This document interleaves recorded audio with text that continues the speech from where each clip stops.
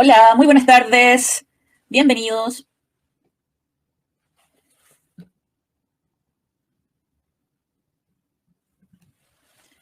¿Me confirman, por favor, si se escucha?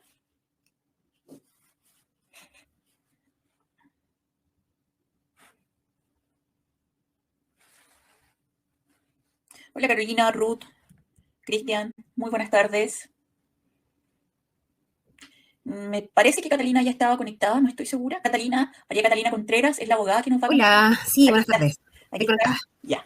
Aquí está, bueno, le digo la Cata, pero ella es la abogada María Catalina Contreras. Tiene mucha experiencia en el área inmobiliaria y nos va a acompañar hoy día para ir aclarando algunas dudas que ustedes puedan tener. El objetivo del curso que finaliza hoy es haber hecho una revisión de lo que es el contrato de arriendo desde un punto de vista legal, pero práctico. Una de las cosas que tratamos de hacer fue poder dejar de manifiesto que el contrato es un instrumento que nos sirve para recuperar propiedad, para cobrar lo que se nos debe, siempre y cuando se haya realizado una buena operación. Algo que tratamos de dejar lo más claro posible es que el contrato de arriendo es una especie de seguro que te sirve a ti para realizar cierta gestión, pero que no podríamos esperar que solo con ese contrato nuestros arrendatarios, o sea, sería lo ideal, más en la práctica eso no es así, entonces hay que ejercer acciones con el contrato de arriendo. Y todas esas cláusulas que nosotros revisamos, lo que buscan o lo que buscaban es que ustedes pudiesen ejercer distintas acciones mediante ese contrato, ¿ya? Vimos también, junto con la estructura, vimos también cuáles eran las redacciones o el orden del contrato de arriendo habitual, del contrato de arriendo habitacional, contrato de arriendo comercial, porque nos enfocamos en la ley 18.101. Entonces, desde ahí es que abarca contrato de arriendo habitacional, comercial, dentro del radio urbano, ¿ya? Eso fue lo que hicimos en el curso y creo que con lo que fui en particular más majadera fue con el hecho de no confiarse en el contrato de arriendo. Y aquí probablemente Catalina me pueda apoyar en eso. Voy a avanzar algunas diapositivas. Una de las cosas a las que le quisimos poner más atención es que el contrato de arriendo es un medio, pero es importantísimo tenerlo y tener un contrato de arriendo adecuado. Sin embargo, no podrías confiar en que solamente con el contrato de arriendo se van a cumplir ciertas cosas. Hay que prestar atención y también aclarar algunas cosas con respecto a procedimiento. En el caso de qué hacer en caso que no me pagan el arriendo. ¿Puedo estar yo al arrendatario? ¿Puedo solicitar yo el corte de servicios básicos? Que a veces quedan en duda con respecto a cuáles son mis derechos sobre la propiedad que yo di en arriendo. ¿Se acuerdan que ahí explicamos dominio, uso y goce? Bueno, entonces aquí María Catalina nos va a ayudar un poco a ir resolviendo sus consultas, las dudas que puedan haber quedado. Yo probablemente intervenga para darle quizás, para preguntarle más cosas, pero la idea es que ustedes vayan generando preguntas y vamos a ir también respondiendo dentro de lo que tenga contexto con el curso. Ahora, Cata, y le digo Cata, Catalina, de acuerdo a tu experiencia, ¿qué primero nos podrías decir con respecto al contrato de arriendo desde el punto de vista de un abogado? Porque lo que hicimos durante el curso fue generar un punto de vista corredor de propiedades, dueño de una propiedad. Y probablemente a muchos dueños de propiedades o corredores de propiedades a veces les puede suceder que pasan por alto algún punto o pasan por alto algunas acciones que puedan ser necesarias para poder usar mejor el contrato de arriendo. Ya, buenas tardes a todos. Muchas gracias por la invitación a participar en la clase de hoy. Entiendo que dentro del transcurso de las clases revisaron todas las cláusulas importantes y necesarias que deben, y esenciales más bien, que se deben encontrar en el contrato de arrendamiento. Y lo más importante es, bueno, dentro de lo esencial en este contrato, que las partes fijen el arrendamiento, la palabra es el que fijen, bueno, individualización, la propiedad que van a arrendar, y que fijen que efectivamente es un arriendo, que el contrato va a ser de arrendamiento y no exista confusión al respecto de que quizás pueda existir un comodato, una compraventa y el otro fije que entienda que es un arriendo, es una cláusula esencial. Y actualmente con la modificación a la ley 18.101 del año 2022, se exige que al momento en que se redacte el contrato de arriendo se verifique que efectivamente la persona que nos está arrendando es el propietario del bien, y eso lo certificamos y lo verificamos con el certificado de dominio vigente, y también se certifique que efectivamente se pueda arrendar y no exista ninguna prohibición al respecto. Eso inicialmente, antes de redactar el contrato de arriendo, verificar que se puede efectivamente arrendar y firmarlo en la notaría. Lo recomendable es, lo que exige la ley nueva para aplicar el procedimiento monitorio, es que se redacte por un abogado, idealmente, y que se firme este contrato en la notaría para poder dar lugar a el procedimiento monitorio que se creó con la ley del año 2022. Sí, 2022. La ley 21.461 de junio del 2022, que creó este procedimiento monitorio. Ahí también se indican detalles específicos de lo que debe llevar el contrato, el nombre, profesión, oficio, el domicilio del arrendador y arrendatario, también el detalle en cuanto a la demanda que se puede interponer una vez que tenemos un mes impago o para el cobro de las rentas de arrendamiento. No sé si vieron el procedimiento en sí o solo se enfocaron en el contrato. Mira, aquí me gustaría hacer una pregunta. Lo primero, siempre es una duda y o sea, revisamos el procedimiento en términos generales. me quise enfocar en poder aclarar que lo de los 10 días no es tan real, eso de que recuperas tu casa en 10 días, que con la ley de devuélveme la casa, sobre todo en las noticias, en los diarios, salió mucho que el proceso iba a ser mucho más rápido. La verdad, la modificación que se ingresó a la ley es mucho más efectiva que lo que teníamos antes, porque por lo menos ahora fija plazos, y eso es una ventaja. Y lo que sí es que no se confíen en que va a ser 10 días, y aquí me quiero tomar de algo que acabas de decir. Una cosa, la presentación la estoy compartiendo y se va a actualizar en la página web. Y aquí una cosa, Catalina, porque a veces queda la duda con respecto a desde cuándo puedo yo solicitar, por ejemplo, término de contrato porque no me han pagado el arriendo, o solicitar este procedimiento monitorio que señalas tú, que finalmente ese es el procedimiento de la ley Devuélveme la casa. Monitorio es como algo más rápido, en teoría. ¿Desde cuándo puedo solicitar? Bueno, la ley no establece un plazo fijo desde cuándo, un tiempo, desde cuándo se podría solicitar, y por lo general, en el propio contrato de arrendamiento, lo recomendable es que se indique que desde el primer mes sin pago de renta ya se pueda dar término al contrato de arrendamiento, y desde ahí ya se puede iniciar este procedimiento de restitución y cobro de rentas y poder recuperar la propiedad. Lo ideal, como les indicaba, es que en el contrato de arrendamiento se indique que desde el primer mes de mora en las rentas o desde el primer mes de mora en los pagos de servicios básicos, gastos comunes, se pueda dar término al contrato de arrendamiento, y como tú indicabas, no asegura esta cláusula en el contrato que efectivamente vayan a pagar o se vaya a cumplir a cabalidad con lo que aquí se indica, pero sí nos entrega el resguardo de que a través del procedimiento legal que se establece lo podemos solicitar a través de una demanda mucho más rápido, ya que se encuentra establecido en el mismo contrato de arrendamiento. Entonces, desde el primer mes, si es que en el contrato se pactó que desde el primer mes se podría dar lugar al término del contrato de arrendamiento, se podría ya iniciar este procedimiento. Por lo general, antiguamente se pactaban desde 2 meses o 3 meses, desde el no pago de renta, pero yo recomiendo que sea desde el primer mes de mora o desde el primer mes en que no se paguen los servicios básicos o gastos comunes, ya se pueda poner término al contrato de arrendamiento. Ya, allí, Cata, también otra vez desde tu experiencia, porque tú dices, yo recomiendo. Entonces, desde el punto de vista legal, creo que es importante también mostrar que incluso la recomendación de un abogado es ponte en movimiento rápido, aplica las cláusulas de tu contrato rápido. A veces, aunque se aconseje negociar, que lo primero que tienes que hacer, esa negociación tiene que empezar rápidamente cuando se detectan morosidad o falta de pago o en el arriendo, o en cuentas de servicios básicos, o en gasto común. No sé si nos puedes comentar algo con respecto a eso. Sí, pero lo ideal es que sea todo de inmediato, desde el primer mes, los primeros 5 días, 10 días, ya iniciar las negociaciones previas para saber qué está pasando, no dejarse estar. Y muchas veces, desde mi experiencia, la gente espera porque es mucho más oneroso el pagar un abogado inicialmente, pagar las notificaciones en el proceso, que esperar 1 mes o 2 meses para que te pague la renta. Pero por eso se ve la pasividad del propietario, y el arrendatario se deja estar, no paga, ve que pasan 3 meses y no ha pasado nada. Entonces se confía, y por eso lo ideal es que sea lo antes posible y no se vayan aumentando, generando estos gastos mayores por creer o entender que quizás es mejor esperar 2 meses, 3 meses de inmediato contactar un abogado para que nos inicie el proceso. Más bien es por eso, porque en realidad se sopesa o se decide que es mejor espero 3 meses o contacto de inmediato a un abogado, empiezo las negociaciones para el cobro. Por eso, pero yo creo que es lo antes posible. De hecho, la ley ahora es súper rápida, efectivamente no son los 10 días en que se va a recuperar la propiedad, yo establecería aproximadamente 2 meses, no en 10 días, en todo el proceso, 1 mes, 1 mes y medio, 2 meses más o menos, quizá un poquito más, 3 meses, pero es mucho menos que en las causas antiguas, en que podía estar 1 año, y mucho más esperando la restitución del inmueble. Sí, o sea, entonces, incluso Catalina, que es abogada, también recomienda un poco poner en práctica las cláusulas del contrato. Nosotros revisamos que el solo hecho, pusimos las cláusulas de término del contrato, y que te dan a ti derecho a poner término inmediato al contrato de arriendo en caso de no pago del arriendo, y ese es un derecho que tiene el arrendador desde el día 1 en que se produce este no pago, ¿sí? Revisamos que incluso si no lo pones en el contrato, tienes ese derecho. Y aparte podrías incluir otras cláusulas de término del contrato por falta de pago de servicios básicos, por falta de pago del gasto común. El tema de los servicios básicos es muy importante, porque aquí Catalina nos va a explicar que una cosa es que tú recuperes tu propiedad y otra cosa es que puedas recuperar lo que te deben.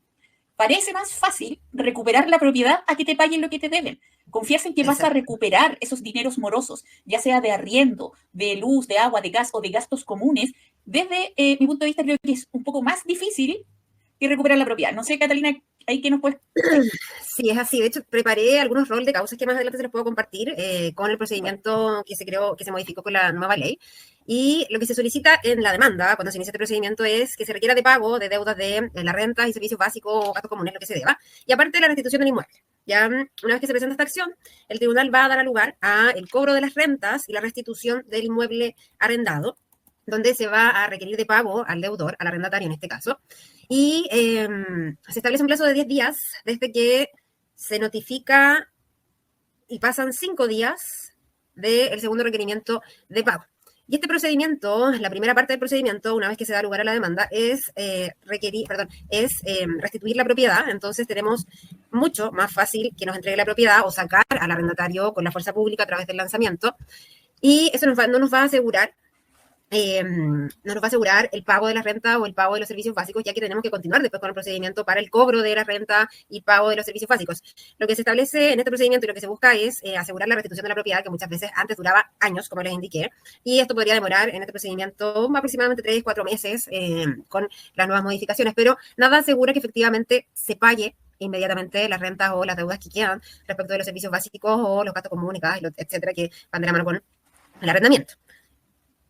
Una cosa que yo te voy a explicar es que el medio para obligar el pago es lo que podríamos decir deficiente.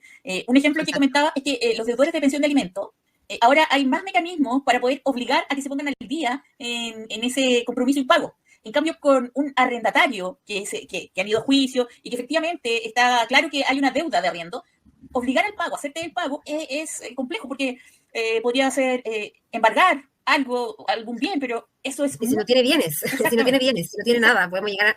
Nos va a salir más oneroso nosotros como arrendadores estar insistiendo con las notificaciones, llegar a un remate, pagar publicaciones, hacer los remates, y si no tienen, bueno, una vez que hacemos los remates ya tenemos bienes, pero previo a eso, poder determinar qué bienes tiene el arrendatario, y también a favor del arrendatario tenemos las tercerías que podrían interponer, y que haría mucho más engorroso el proceso para cobrar. Entonces, por eso, muchas veces las personas, o lo que se recomienda, o lo que se como que equivale es, ¿qué prefiero, pago un abogado o me conformo con la restitución de la propiedad, que en realidad es lo que uno busca? Ir arriendo a otra persona, ya que el proceso es, en sí, para la restitución de la propiedad, súper eficaz.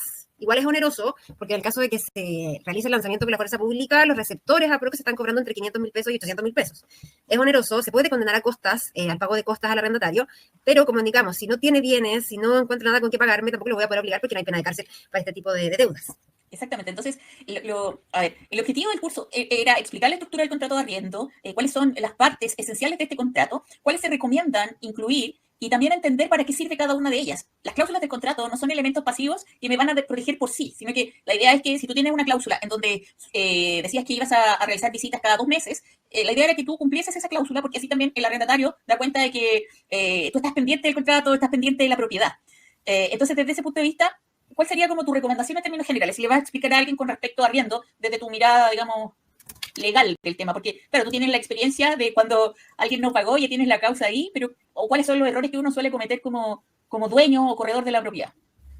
Bueno, respecto de las cláusulas, siempre establecer multas altas.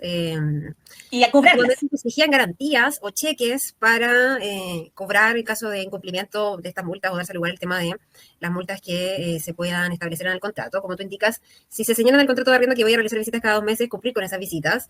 Se señala que van a realizar reparaciones o que se van a descontar de las reparaciones de la renta, también realizarlo.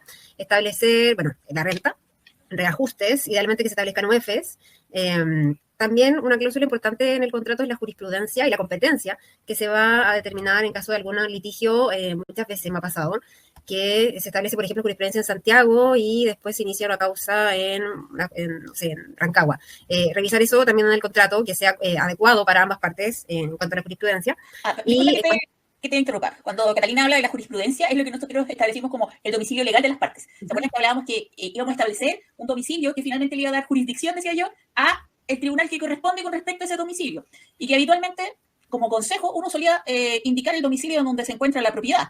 Esa es como la indicación que damos. Ahora, eso en el caso, y aquí tú me corriges, Cata, en el caso de usted está en Santiago y la propiedad está en Santiago, que si usted está en Santiago y la propiedad está en Antofagasta, mejor fijar el domicilio legal en la comuna de Santiago. Ahí depende del acuerdo, porque si las partes fijan una jurisprudencia o competencia respecto a dónde van a resolver el litigio, se debe ceñir a lo que dice el contrato, independientemente de que la propiedad esté en Antofagasta y fije en competencia en Santiago. Se ciñe y el tribunal va a rechazar este tipo de demandas o se pueden interponer excepciones en el caso de que no se cumpla con esta competencia que se señala en el mismo contrato. ¿Ya? Importante, saliéndonos de esta cláusula, lo quería mencionar porque hace tiempo me pasó de que hubo un error en un contrato y después se interpuso una demanda y se rechazó por este tipo de situaciones en la competencia. Ojo, para que lo tengan a la vista. Y una de las cláusulas importantes, o párrafo importante, que yo agrego en cada uno de los contratos, es las prohibiciones que se establecen en el arrendatario y que esas prohibiciones acarrean el término inmediato del contrato. ¿Ya? A veces ponemos solo prohibiciones y no señalamos específicamente de que por esas prohibiciones, o si se cumple alguna de esas prohibiciones, de inmediato se va a terminar el contrato. Ya dentro de las prohibiciones está inicialmente el no pago de las rentas, o el pagarlo fuera de plazo, que el destino fijado inicialmente de la propiedad después se modifique y se utilice para un destino diferente, en el caso de los subarrendamientos, si se autoriza o no se autoriza, el no mantener la propiedad en buen estado, atrasarse con el pago de luz, de agua, de gastos comunes, hacer variaciones en las propiedades, son prohibiciones esenciales y, como les indico, esencialmente también deben indicar que en conjunto con estas prohibiciones, si es que se da lugar a alguna de estas, se debe y se podrá poner término inmediato al contrato. ¿Ya? Por eso también se resguardan de poder iniciar más rápido este procedimiento de cobro y restitución de la propiedad. Ya, entonces lo que nos explica Catalina es, si vamos a poner prohibiciones, y esas prohibiciones refieren, por ejemplo, al uso que se le va a dar a la propiedad, si es habitacional o comercial, solo se puede usar en términos habitacionales o solo se puede usar en términos comerciales. La cantidad de personas que va a vivir ahí, mencionábamos que es importante indicar una cantidad máxima de ocupación de la propiedad. Entonces, todas esas prohibiciones, si no se cumple, te da derecho a ti a solicitar el término inmediato del contrato de arriendo, ¿ya? Entonces, aquí también es importante que quede claro, si algo se prohíbe y tú no lo cumples, eso tiene como resultado que vamos a solicitar el término del contrato de arriendo. Ahora, ¿siempre vamos a poner eso? No, eso también lo pueden decidir ustedes. Por ejemplo, si hay un atraso o una morosidad de 1 día o 2 días en el contrato de arriendo y ustedes van a poner que por cada día de atraso van a cobrar una multa de 5.000 pesos, esa es la consecuencia por no haber cumplido el pago oportuno y que te da derecho a ti a solicitar esta multa que también tienen que cobrarla. Es importante que la cobren, porque no puede ser que tu contrato termine siendo, como se dice, letra muerta. Todo lo que vas a poner en el contrato, tú lo tienes que, digamos, ejercer. ¿Ya? Entonces, si vas a poner un castigo, tienes que cumplir esos castigos. Y por eso les mencionaba, si no vamos a estar atentos a las cláusulas que pusimos en el contrato y se nos va a olvidar cobrar la multa, nos vamos a relajar porque si se pagan los servicios básicos, ya no importa que no me manden las boletas. Eso es ir quitándole fuerza de a poquito a tu contrato de arriendo. Y la idea es que si tienes esas cláusulas, es para hacer cumplir esas cláusulas, ¿cierto? No para que tú le vayas quitando su fuerza y tu arrendatario diga, ya, se le olvidó. Exacto, lo mismo cuando se fija en el mismo contrato, a qué correo electrónico, de qué forma se va a informar el pago de la renta y el pago de los servicios básicos. Estar atentos a que mes a mes llegue el comprobante de pago de renta y el comprobante del pago de los servicios básicos, gastos comunes, ya que podrían pagar la renta, pero si no pagan la luz, no pagan el agua, no pagan los gastos comunes también, dentro de las cláusulas se podría poner término al contrato de arrendamiento. Y ojo con el tema de los gastos comunes, porque de acuerdo a la ley de copropiedad y de acuerdo a la mayoría de los reglamentos de copropiedad, desde el tercer mes de mora en los gastos comunes se puede cortar el suministro de electricidad. Entonces, eso también se podría indicar en el contrato como forma de término del contrato por incumplimiento en el no pago de los gastos comunes. Sí, eso también es muy importante. Aquí ya voy a leer las preguntas que ustedes están haciendo, las pueden ir escribiendo y yo se las voy a leer a Catalina para que ella pueda ir contestando. Con respecto al tema de los gastos comunes, aparte del arriendo, ¿qué otras cosas le puedo solicitar al arrendatario a que pague o que se haga cargo de qué cosas? Nosotros explicamos que, por ejemplo, un gasto común, la ley dice que persigue al copropietario, o sea, al dueño de la propiedad, pero eso no quiere decir que tú no le puedas traspasar ese cobro al arrendatario, ¿cierto? El derecho de aseo, servicios básicos. Y aquí la pregunta controversial, porque me ha pasado 2 veces que he revisado contratos en donde se cobra contribuciones y que no se fijaron y firmaron un contrato en donde se comprometían a pagar las contribuciones. Bueno, si se supone que el contrato de arrendamiento es consensual, se perfecciona por el consentimiento de las partes, y si ambos firman y se comprometen a pagar las contribuciones, lo mismo que los derechos de aseo, se va a tener que hacer cargo y también se podría iniciar o dar término al contrato de arrendamiento en el caso en que no se paguen estas contribuciones. Yo personalmente considero que derechos de aseos y contribuciones no deberían estar dentro del pago del Opino lo mismo. Arrendamiento. Opino lo mismo. Personalmente me ha tocado que he revisado contratos y no lo recomiendo porque son pagos y beneficios directamente para el propietario. Él está recibiendo una renta y ya se está beneficiando con esta propiedad. Entonces las contribuciones y los derechos de aseo considero que no deberían estar, pero si se encuentran en el contrato específicamente y alguien lo firmó o lo aceptó, se entiende que se debe hacer cargo también de esos pagos y debe enviar los comprobantes respectivos de los pagos al arrendador. Claro, aquí, la administración. Exactamente. Mira, y aquí es importante también que si vamos a poner un pago dentro de nuestros contratos, que sea, aparte del contrato, perdón, del pago del arriendo, es importante que se lo expliques a tu arrendatario, porque a veces muchas dificultades suceden porque no queda claro, porque no leímos bien, entonces se nos generó un pago que no habíamos acordado, que pasamos por alto, que nadie explicó, exceso de confianza, lo que quiera, pero ahí hay una resistencia a pagar el arriendo. ¿Por qué? Porque no me parece justo, por ejemplo, los gastos extraordinarios de una copropiedad, por ejemplo, gasto extraordinario. Van a construir la piscina, la comunidad llegó a un acuerdo de una cuota extraordinaria porque van a cambiar la piscina, mejorar la piscina, calefaccionar la piscina, y sería el arrendatario el que se haga cargo de ese pago. Aquí dice, pero el derecho de aseo se beneficia al arrendatario. Pero ojo, nosotros explicamos que si yo estoy pagando el arriendo, ¿para qué estoy pagando el arriendo? Para usar y gozar de esa propiedad sin ningún impedimento. Y usar y gozar esa propiedad quiere decir que también va a haber un servicio de basura que va a retirar los residuos. Entonces, desde ese punto de vista, yo comparto esa mirada con Catalina, pero aquí voy. Si ustedes lo ponen o no, esa es otra cosa. Sin embargo, creo que es importante que se lo expliquen al arrendatario, porque a veces pasa un poquito de mala fe y se pone mucho texto, nadie lee muy bien o no comprende lo que está leyendo y claro, terminan cobrando arriendo, gasto común, servicios básicos, contribuciones, derecho de aseo y Es no así, sé. mira, de hecho, personalmente a mí me pasó, hace poco me fui a arrendar un departamento y inicialmente iba a arrendar, no sé, el departamento del segundo piso. Y transferí la garantía, todo, me enviaron después el contrato al final. Y cuando me puse a leer el contrato me di cuenta que debía pagar como comisión de corretaje 10 UF como mínimo, que era mucho más del 50% de la renta. Y aparte debía hacerme cargo del pago de los derechos de aseo. Eso jamás a mí me lo había dicho el corredor de propiedades que me mostró la propiedad cuando vine a visitarla. Entonces yo dije, no, a mí nunca me lo informaron, entonces me arrepentí de arrendar la propiedad porque es algo que jamás me habían dicho y me enteré de eso al momento en que me enviaron el contrato de arriendo. Así que lo ideal es que se pueda informar a los arrendatarios de cuál va a ser el detalle de lo que se va a pagar y de esa forma uno puede decidir y se puede decidir informado y no darse cuenta cuando entregan un contrato de arriendo que muchas veces la gente no entiende o lo lee súper rápido porque lo único que le interesa es firmar, pero hay que tener buena fe y entregar la información correcta a cada uno de los arrendatarios. Sí, eso creo que es muy importante porque a veces dice, profe, ¿puedo cobrar esto y puedo cobrar esto otro y puedo cobrar? A ver, si nos ponemos de acuerdo, usted puede cobrar lo que quiera y por los servicios que usted quiera, ¿sí? Si en el contrato de arriendo usted pone que yo le tengo que llevar su torta de cumpleaños todos los 18 de septiembre porque usted está cumpleaños el 18 de septiembre y yo firmé ese contrato de arriendo, lo tengo que hacer, nos pusimos de acuerdo, ¿ya? Eso no está en discusión. El tema es que a veces esas cláusulas pasan un poco desapercibidas y en estricto rigor es como, ¿corresponde o no? Hay como que la ley deja un espacio bien grande porque si alguien está pagando el arriendo, ¿qué está pagando? Ahí estoy como pensando en vuelta, ¿qué está pagando? ¿El uso de la propiedad? Porque también está el otro tema que ya vamos a abordar, que tiene que ver cómo me tienen que devolver la casa, 0 kilómetros, que también es algo súper controversial a veces. Y aquí a veces pagan justo por pecadores, como se suele decir. Entonces, en términos de mercado, el negocio del arriendo es un buen negocio. Todavía es una de las formas más seguras de inversión, ¿cierto? El tema es que hay que poner control y hay que también controlar esos riesgos que tiene el arriendo. Pero tampoco creo que... o sea, creo que hay que verlo como un servicio. Si yo tengo una propiedad y se la entrego a alguien en arriendo, él es mi cliente. Y como es mi cliente, yo quiero que esté bien, para que también me pague puntualmente. No quiero actuar de mala fe, cobrar cosas que no corresponden, etcétera. Entonces, creo que lo que puede faltar acá es como la mirada de servicio desde el punto de vista del dueño o de la dueña de la propiedad. Siento que a veces la mirada que tenemos es como, yo le estoy haciendo un favor a usted al arrendarle. Y por ese favor estoy cobrando el arriendo. Y aparte del arriendo, tiene que pagar todas estas otras cosas. Ahora, por mercado, eso se estila. Me refiero a pagar los gastos comunes, pagar servicios básicos y derechos de aseo, que es lo que se suele, que es algo de lo habitual que se suele quedar de cargo del arrendatario, pero tiene que estar en el contrato de arriendo. Y aquí no vamos a encontrar algo que nos diga, no corresponde que usted solicite el pago de contribuciones, por ejemplo. No, la ley te da ese espacio para que tú puedas negociar qué es lo que vas a cobrar o qué es de cargo o responsabilidad del arrendatario. Sí, me gustaría hacer un comentario respecto de los derechos de aseo, porque como te indica, se estila de que casi prácticamente es un favor el que le hace el arrendador al arrendatario de arrendar la propiedad, pero es más bien un servicio, es como las compraventas. En la compraventa existe una obligación de entregar pacíficamente, tranquila la propiedad. Acá dentro de lo que se entrega en conjunto con la propiedad son este derecho de aseo, entonces según mi punto de vista, no debería cobrarse, como indica, se puede hacer y este derecho de aseo se paga directamente en la municipalidad con el rol de la propiedad y yo lo agregaría como un plus, incluye el pago del derecho de aseo. Sí. Muchas veces en el arriendo se incluye el pago de gastos comunes, eso me llama mucho más la atención, quizás un arriendo más alto, pero se podría ofrecer como un servicio, está incluido el pago de los gastos comunes, el derecho de aseo, contribuciones, sí, ya que actualmente se está cobrando por eso y yo, como arrendataria, si me ofrecen como ese pack, entre comillas, de que todo dentro de la renta va a estar todo eso pagado, obviamente me va a llamar mucho más la atención a que me digan, va a pagar por separado el derecho de aseo, los gastos comunes, etcétera, siempre y cuando se pueda dentro de lo que se va a cobrar.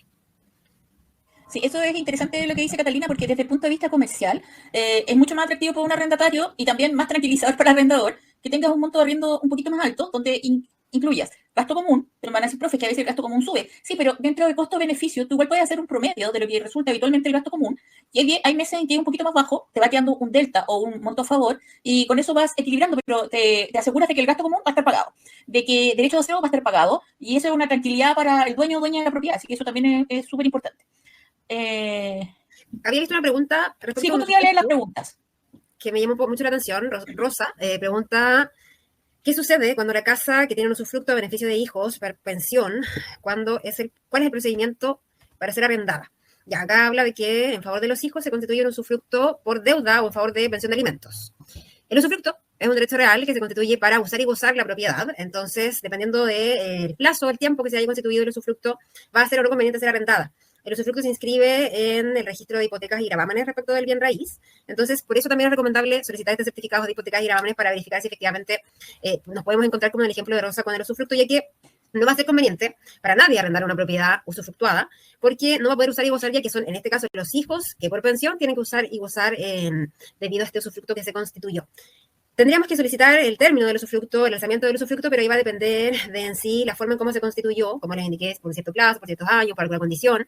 Entonces, no podría indicar cuál sería el procedimiento en sí, porque hay que revisar en sí la inscripción del usufructo. Y inicialmente, si yo me encuentro y me ofrecen arrendar una propiedad que tiene este tipo de usufructo, yo diría que no, porque no voy a poder usar ni gozar, ya que se constituyó en favor de los hijos, en este caso, por la pensión de alimentos. Solo en este caso que señala Rosa es esta la respuesta. Ya, Catalina, una duda, porque a mí también me surgió la confusión. Si yo tengo un usufructo a mi favor, porque el motivo por el que se constituyó el usufructo es relevante acá. No, el motivo no. Ya, entonces, no es relevante. Sí, yo tengo el usufructo. Entonces, tengo el usufructo de la propiedad y yo quiero arrendarla. Yo no vivo en la propiedad, pero tengo el usufructo y yo quiero arrendarla, te la quiero arrendar a ti. ¿Podría estar yo como titular del contrato de arriendo considerando que tengo el usufructo? Podría estar porque dentro de las facultades que entrega el usufructo, entiendo que vieron las facultades que entrega el dominio, uso, goce y disposición. Entonces, una de las facultades que entrega el dominio es el usar y gozar, y dentro de estas facultades tengo el poder gozar de las rentas o productos que me entregue el bien. Entonces, se podría realizar, pero si se termina el usufructo, por ejemplo, porque fallece el usufructuario, también se terminaría el arrendamiento. Perfecto. Entonces, por ejemplo, la pregunta de Rosa que habla de que hay un usufructo en favor de los hijos por pensión. ¿Será un usufructo o será bien familiar, Rosa? Porque creo que aquí hay dos distinciones, porque si los hijos de Rosa están en la universidad, son mayores de 18 años, estoy imaginando casos porque no tenemos ninguna de esa información. Si los hijos de Rosa tienen 18 años, tienen el usufructo a su favor, en ese modelo podrían hacer un contrato de arriendo, siempre y cuando no vivan en la propiedad. ¿O no? Sí, lo que pasa es que acá se habla de que el juez decreta como pensión de alimentos el usufructo respecto de un bien. Ya. No, esa parte no la leí. ¿Cómo? Es que esa parte claro, tiene el usufructo porque ya. Como para, se reemplaza, entre comillas, lo que se va a pagar por pensión de alimentos por el usufructo de la propiedad, estableciendo cierto plazo en cuanto a el mínimo de edad que se tiene para cobrar pensión de alimentos y el contexto en que se dé, en este caso, el usufructo y la deuda de alimentos o el pago de alimentos. Y el bien familiar es otra limitación al dominio respecto de bienes que se utilizan como habitación principal de la familia, pero es más bien si es que uno de los dos cónyuges, si existe matrimonio, es el propietario. Pero es otra figura, diferente a la del usufructo. Ya, perfecto. Entonces, miren, habían también en alguna oportunidad en las clases comentamos que para responder una situación quizás demasiado específica también se necesita más información porque estamos hablando como dentro de los supuestos y la generalidad. Entonces, claro, Rosa aquí dice que fue un dictamen del Tribunal de Familia cuando eran menores de edad y hoy son adultos y quieren arrendar la casa. Yo voy a meter aquí... ¿Puedo dar una... Sí, dale. Ya, lo que pasa es que ya, fue un dictamen del Tribunal de Familia, ahora entiendo son mayores de edad, tendrían que solicitar el cese de los alimentos decretados por el Tribunal de Familia y con eso alzar el usufructo. Si es que se dan las condiciones, en el caso de que sea mayor de 21 años, los beneficiados con el usufructo podrían solicitar el cese de los alimentos, que se termine con la pensión, porque se cumplen los requisitos que establece la ley, más de 21 años sin estar estudiando, y con eso alzar el usufructo que tenían a su favor por la pensión de alimentos. De todas formas, hay que revisar la causa, el contexto, la inscripción de la propiedad, pero esa sería como la solución en este caso, si es que fue decretado por un Tribunal de Familia cuando eran menores de edad. Ya, porque aquí yo estoy solo asumiendo, yo voy a asumir que son mis hijos, y mis hijos tienen ese derecho, entonces ahora mis hijos, que son grandes, que supongo están estudiando, porque uno tiene 24, entonces para tener todavía derecho a pensión de alimentos debe encontrarse estudiando, el que tiene 20 también se debe encontrar estudiando, dice, aún estudian ambos, y quieren arrendar la propiedad. Si fuese ese el caso... Ya, si fuese el caso, voy a explicar. La edad mínima o máxima... Ojo, estoy poniendo de acuerdo, perdón, Catalina está explicando de acuerdo al ejemplo que yo puse, porque me da la idea que por ahí va Rosa, pero es algo que yo expliqué, ahí yo inventé todo. Son mis hijos, están estudiando ambos, tienen 20, 24. Uno 20 y el otro 24. Ya, tienen otro lugar donde vivir, y en eso es que la Catalina va a contestar, porque a veces, claro, hay situaciones que se parecen, pero hay que revisar en consecuencia, porque si no nos vamos a equivocar. Entonces, en ese siempre hay que revisar el contexto. Yo a los alumnos les pido que a veces me envíen por correo electrónico las resoluciones y todo, porque de esa forma pueden tener una respuesta determinada. Ahora estamos en la información que nos entregó y imaginando algunas situaciones y agregando contexto a la historia. ¿Ya? Entonces, respecto de los dos hijos, uno que tiene 20 y el otro 24, hasta los 21 años se pagan los alimentos sin necesidad de acreditar que se encuentre estudiando, ¿ya? Que le da mínima para pagar alimentos, hasta los 21 años. Y desde los 21 años hasta los 28, para tener derecho a cobrar alimentos, se debe acreditar que se encuentre estudiando, ¿ya? Pero en este caso, como existe voluntariedad de quienes tienen a su favor el derecho a alimentos, podrían, cuando cumpla el que tiene 20 a 21 años, cesar con estos alimentos que fueron decretados a través de un usufructo, reemplazando, se entiende, el dinero que les debían pagar por el usufructo que se constituyó, y de esa manera alzar el usufructo y dejar en libertad la propiedad, entre comillas, para que se pueda arrendar. No quiere decir que a la actualidad no lo puedan arrendar, porque entiendo son estas dos personas que viven en la propiedad, entonces también lo podrían arrendar, paralelo al tema del alzamiento del usufructo, pero también lo podrían arrendar porque tienen este derecho de usar y gozar. Sí hay que determinar quién es el propietario de la propiedad. Esto es en el contexto entendiendo de que ellos tienen el usufructo y tenemos que determinar quién es el propietario, porque si ellos alzan el usufructo y no son los propietarios, entonces tampoco van a poder arrendar ellos, tenemos que determinar quién es el propietario. Así que necesitamos mayor información, esto es en base a lo que nos explicó y en base a lo que agregó Carola. Pero esa sería como una de las opciones, ver la opción de alzar el usufructo una vez que se cesen los alimentos decretados por el tribunal. Ya. Por eso poder arrendar, pero determinar quién es el propietario que puede arrendar. Me imaginaba algo como eso, pero dentro del ejemplo y como con el ejercicio de completar un poco la historia, sería, sí podrían arrendar en caso que el usufructo es en favor de ellos. Aquí voy a agregar yo otro dato que lo acabo de inventar yo. El padre, el dueño, el que tiene el dominio de la propiedad es el padre, y a través de esta sentencia el Tribunal de Familia se dictó que los hijos de 20, 24 años que están estudiando tienen el usufructo y que ellos quieren arrendar la propiedad. Entonces, en ese contexto sería sí, pueden arrendar la propiedad. ¿Por qué? Porque tienen ese usufructo a su favor, siempre y cuando ese usufructo también se encuentre inscrito en el conservador de bienes raíces y que efectivamente el padre, que acabo de inventar yo, así es el padre y el dueño, dice Rosa, tenga, o sea, efectivamente el padre tenga la nueva propiedad, o sea, que esté todo inscrito y registrado, ¿no? O registrado e inscrito.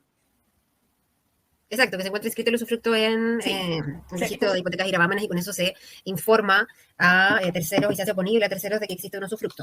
Un tema importante también dentro de la firma del contrato de arrendamiento es que se firme por escritura pública, ya que si se firma por escritura pública, el contrato de arrendamiento se le da solemnidad de que sea escritura pública, lo podemos inscribir en el registro de hipotecas y gravámenes, y con eso, si es que el arrendador quiere vender la propiedad y alguien quiere comprar la propiedad, revisa la inscripción de hipotecas y gravámenes y se da cuenta que esa propiedad está arrendada, tiene que respetar el contrato de arriendo, siempre y cuando se haya firmado por escritura pública y se haya inscrito en el conservador. El que se firme y se dé la solemnidad de que sea escritura pública el contrato de arrendamiento me va a permitir inscribirlo en el conservador y con eso se resguarda el arrendatario de que se va a respetar el plazo del contrato de arrendamiento en el caso de que quizás el arrendador quiera vender o venda y si está inscrito se hace oponible también a terceros. Ya, eso lo vamos a comentar cuando hablemos del arriendo de local comercial, que uno suele recomendar con mayor fuerza el hecho de firmar el contrato de arriendo a través de escritura pública para que si alguien compra, tenga la obligación de respetar las cláusulas del contrato. No quiere decir que no se pueda terminar el contrato, sino que respetar las cláusulas del contrato y si se le va a poner término, ponerle término como lo indica el contrato de arriendo. Ya, a ver, sí, se recuerda más bien el plazo del contrato para el arrendatario. Ya, a ver, bueno, lo de la jurisdicción a la competencia, Jessica, lo voy a leer a continuación, pero aclarar algo. Mencionamos los derechos de aseo. Los derechos de aseo son... es un pago que se realiza a la municipalidad por la recolección de basura que realiza cada municipio. No todas las propiedades pagan derecho de aseo y habitualmente el derecho de aseo está incluido o se cobra en el pago de las contribuciones. ¿Ya? No todas las propiedades pagan derecho de aseo, ¿ya? Y si tú quieres saber si tienes deuda de aseo, puedes ingresar a la página de la municipalidad que corresponde al domicilio de la propiedad o también puedes revisar el pago de tus contribuciones porque a veces la contribución y derecho de aseo se cobran juntas. Cuando hay municipalidades que son más pequeñas o no tienen los recursos del sistema para cobrar los derechos de aseo, suelen ir en el cobro de las contribuciones, ¿ya? Eso para aclararle a Cristian. ¿Ya? Sí, una acotación, yo recomiendo que se realice directamente en la municipalidad, ya que actualmente, con las modificaciones y todo, se han ido separando en la mayoría de las municipalidades el cobro de los derechos de aseos. Entonces, no asegurarse de que, porque el pago de contribuciones no me aparezca una deuda, eso no asegura de que al revisar el derecho de aseo la municipalidad no tenga deuda de derechos de aseo. Entonces, siempre la municipalidad verificar que exista o no deuda de derechos de aseo y me parece que se pagan 4 veces al año. Sí. Un monto... sí. Entonces, es importante... Revisen en la página de la municipalidad. ¿Qué municipalidad? La que corresponde al domicilio de la propiedad, ¿ya? Tiene su página de pago de derechos y entre eso va a aparecer pago de derechos de aseo, pago de recolección de basura o en algunos casos, cuando se trata de cosas comerciales, también aparecen ahí los derechos de publicidad, ¿ya? Ahora, Jessica, dice, ¿dónde es mejor poner la competencia de los tribunales? ¿Dónde es mejor poner la competencia de los tribunales? ¿Dónde está la propiedad? Por ejemplo, el propietario de Santiago y el arrendatario puso domicilio en Coyhaique. Aquí me meto un poquito. ¿Se acuerdan que hablábamos que primero tiene que ser lo más fácil para poder ejercer la acción? O sea, lo que tiene que ser más fácil, digamos, más a mano. Entonces, ese domicilio legal, siempre la recomendación es donde estés tú y donde esté la propiedad. Cuando digo tú, me refiero al corredor o al dueño, y sería el domicilio que corresponde a la propiedad que se está rentando. Pero eso se puede modificar, y para tomar esa decisión es qué te queda más fácil a ti para ejercer la acción. Siempre el dueño de la propiedad o el corredor que tiene que ejercer la acción de cobro, de restitución, tendría que elegir el domicilio, de acuerdo a las partes, pero me refiero, si tienes que tomar una decisión, piensa dónde te saldría a ti mejor ejercer esa acción. Cata, no sé si quieres agregar.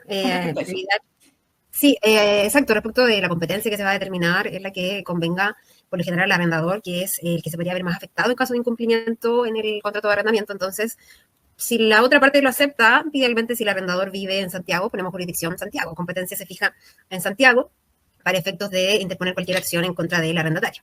Ya.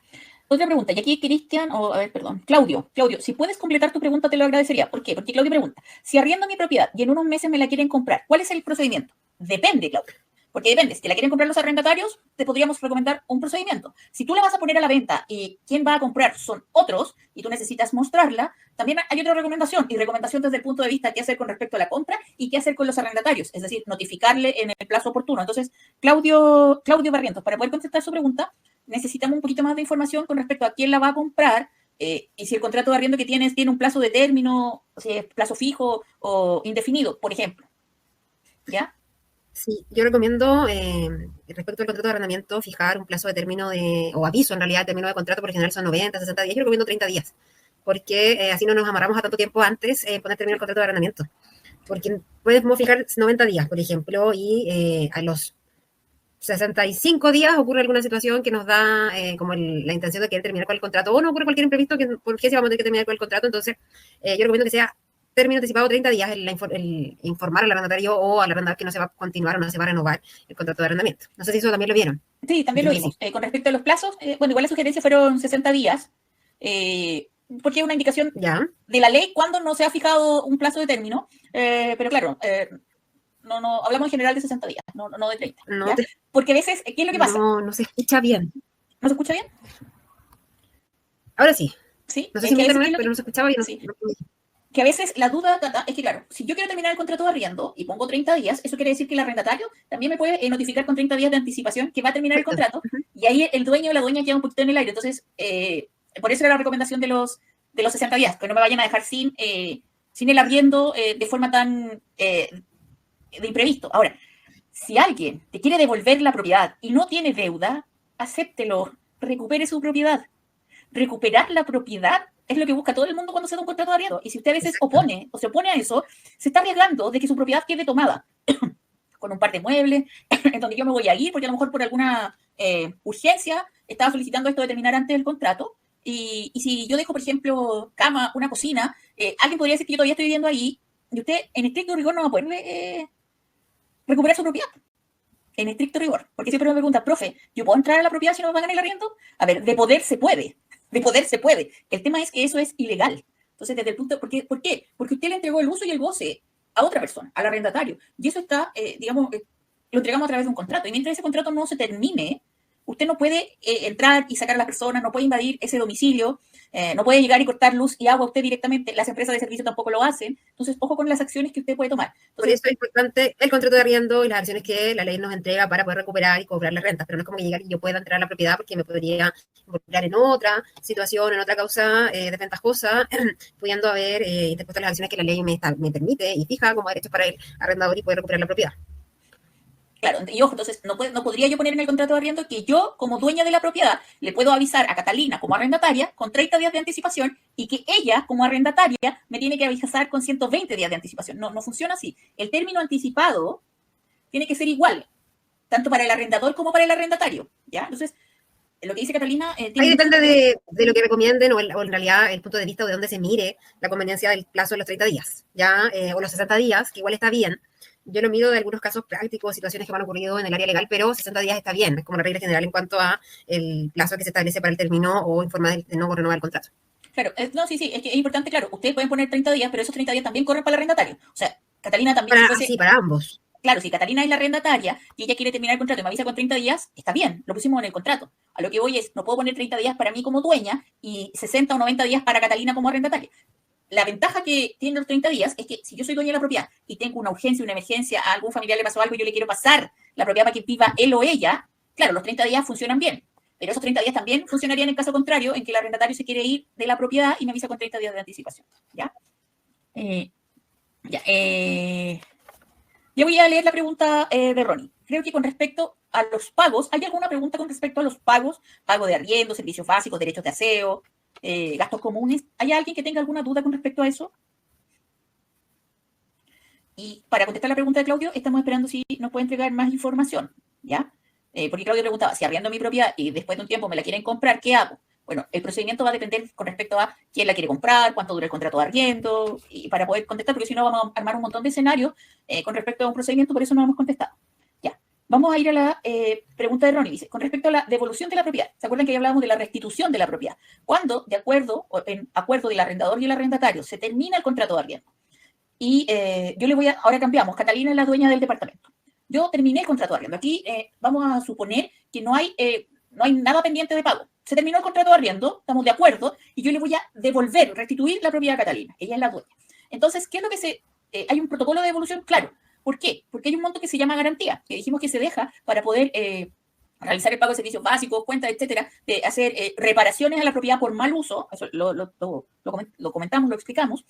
Entonces, en la restitución de la propiedad, ¿qué se debería hacer? Hacer un levantamiento del estado de la propiedad y también la entrega de las cuentas de servicios básicas pagadas hasta el día en que yo vivía en la propiedad. Se devuelven las llaves. Entonces, la pregunta, aparte de que tú nos comentes con respecto a qué fijarse, la pregunta es, ¿se firma algún documento que diga que el contrato terminó o basta con la notificación de que en 30 días te voy a, la carta que uno suele poner que en 30 días se termina el contrato de arriendo y que el 1 de septiembre te entrego las llaves?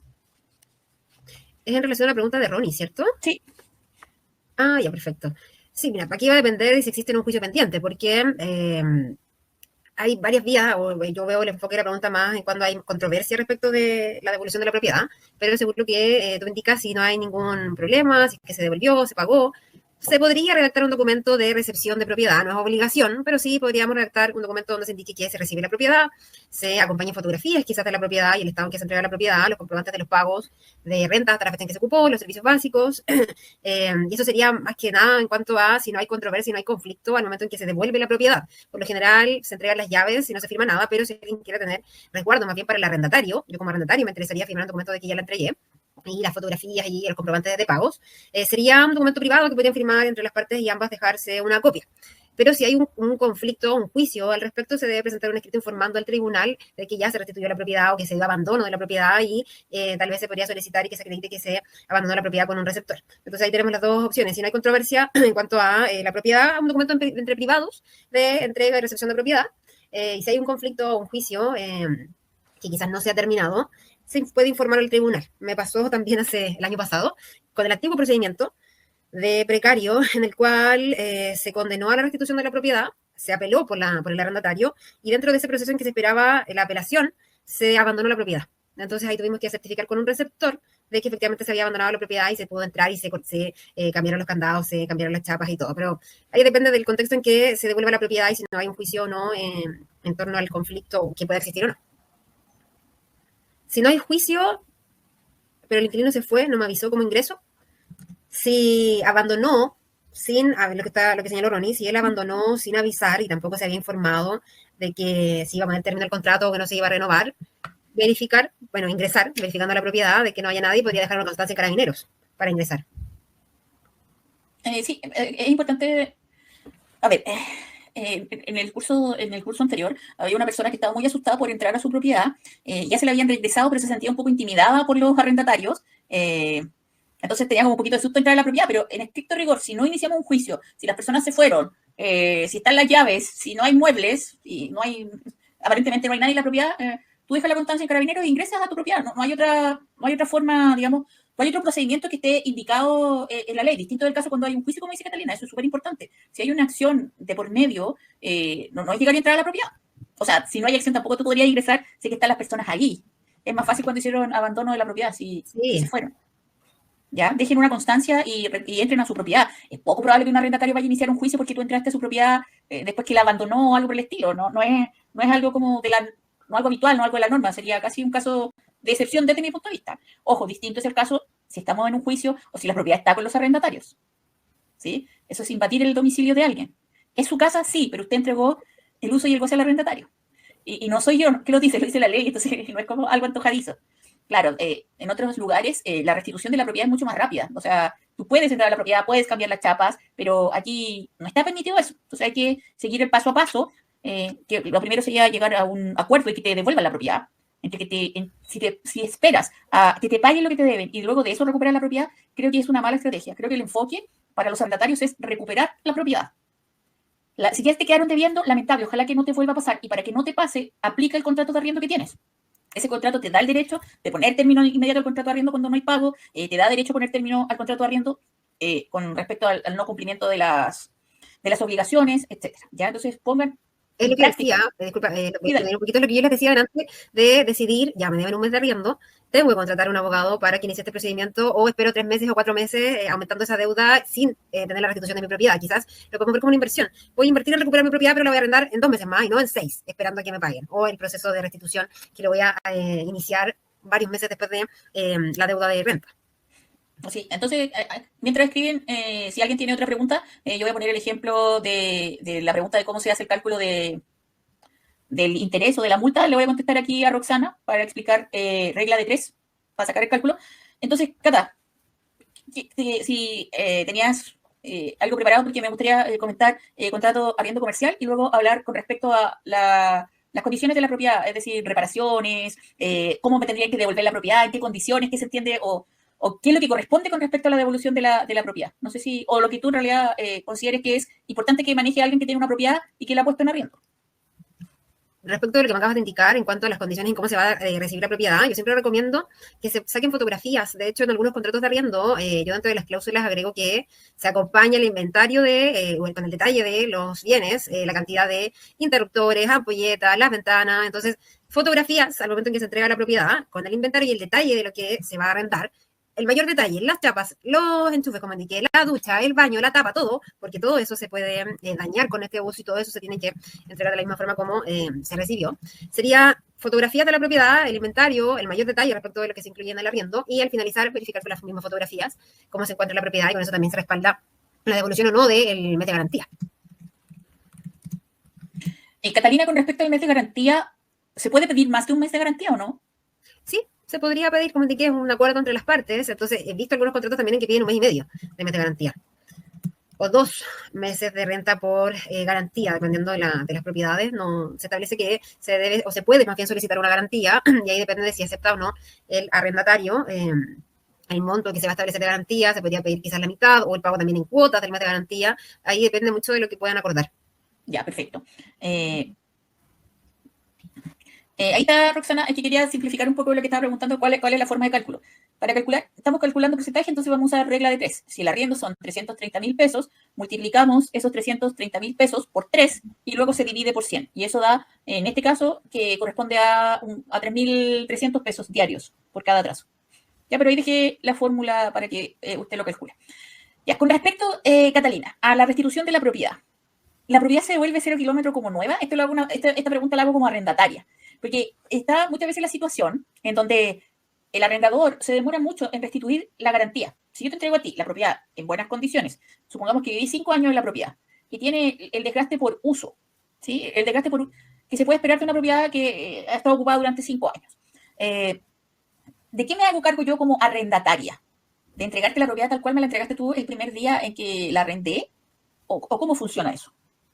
Bueno, por lo general el mes de garantía se va a utilizar para las reparaciones de los deterioros que vayan más allá de lo usual, del uso que se produzca con el tiempo que se arrenda la propiedad para pagar deudas impagas de servicios básicos, gastos comunes, y se debería entregar la propiedad en las mismas condiciones de habitabilidad que se recibió.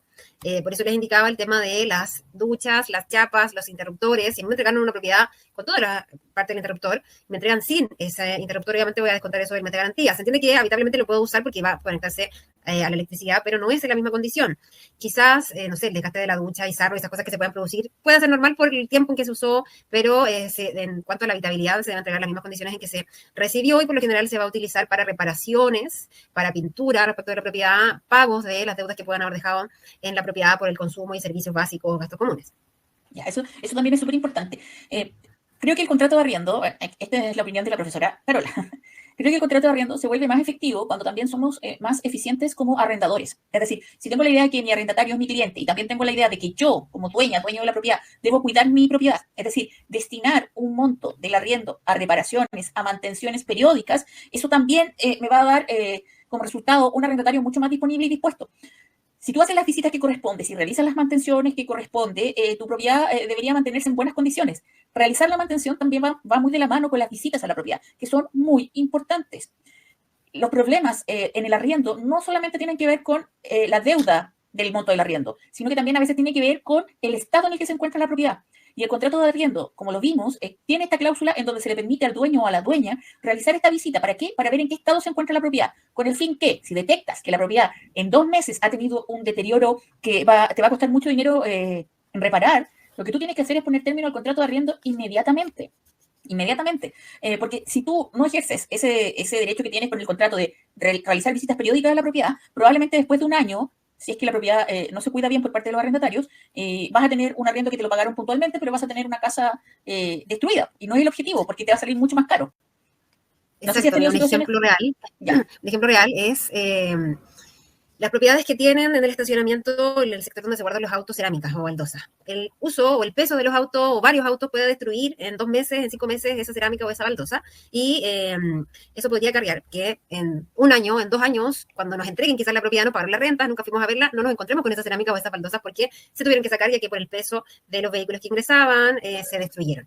Entonces es importante lo que dice Carola al respecto de las visitas periódicas, y si se dan cuenta de una situación como la que yo les indiqué que puede ocurrir, que ocurre más de lo que uno piensa, hablarlo quizás con el arrendatario, descontarle o sumarle más bien a la renta los arreglos o cambiar el piso y pagarlos a medias para que no se vaya deteriorando ni sufra un mayor detrimento la propiedad. Sí, eso es muy importante, que ustedes también estén atentos a sus propiedades. Eso te ayuda desde 2 puntos de vista. Uno, con el mantenimiento de la propiedad.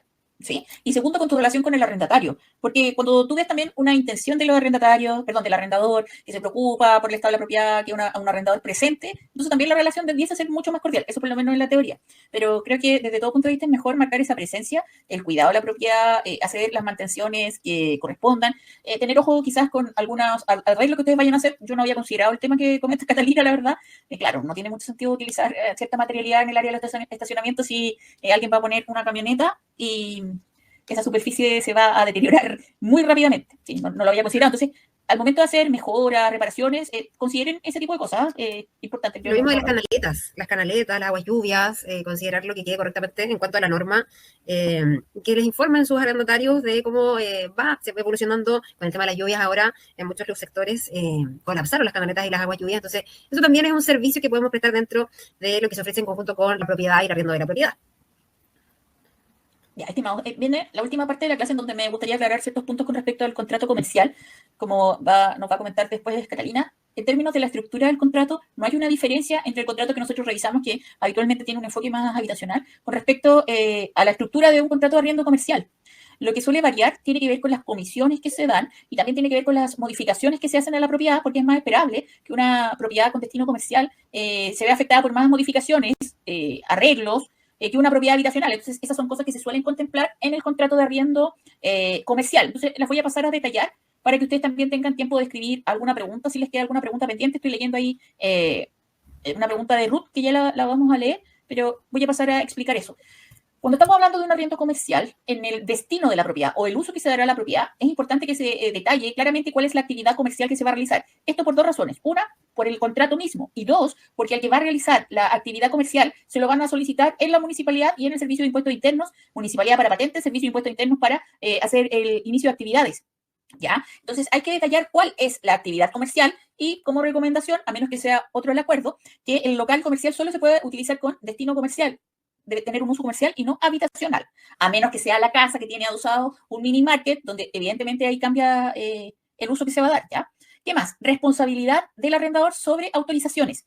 ¿Qué quiere decir esto? Cuando yo arriendo un local comercial, yo no le estoy garantizando al arrendatario que ahí va a poder tener un centro médico en donde se tomen radiografías. ¿Por qué pongo el ejemplo de las radiografías? Porque aparte de todas las autorizaciones municipales, requiere una autorización de la Secretaría Regional Ministerial de Salud, Seremi de Salud. Entonces, cuando yo pongo a disposición de un arrendatario un local comercial en donde alguien quiere poner un gimnasio, una botillería, lo que yo estoy haciendo es poner el local comercial y brindar un contrato de arriendo que cumpla con la estructura que le van a pedir en la municipalidad, en la Seremi, en Servicio de Impuestos Internos. Pero que le den la patente, que le den la autorización en Seremi, eso queda fuera de mi responsabilidad. Eso también es importante de redactar en el contrato de arriendo, a menos que tú estés entregando el arriendo ya con una patente.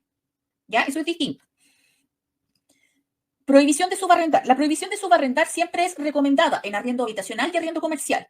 Hay excepciones, por supuesto, dependiendo del acuerdo al que lleguen las partes, pero en general se prohíbe subarrendar. Insisto, ¿las partes pueden llegar a un acuerdo distinto? Sí. Sin embargo, siempre la recomendación es que usted prohíba el subarrendamiento. Y esto aplica para habitacional y para comercial.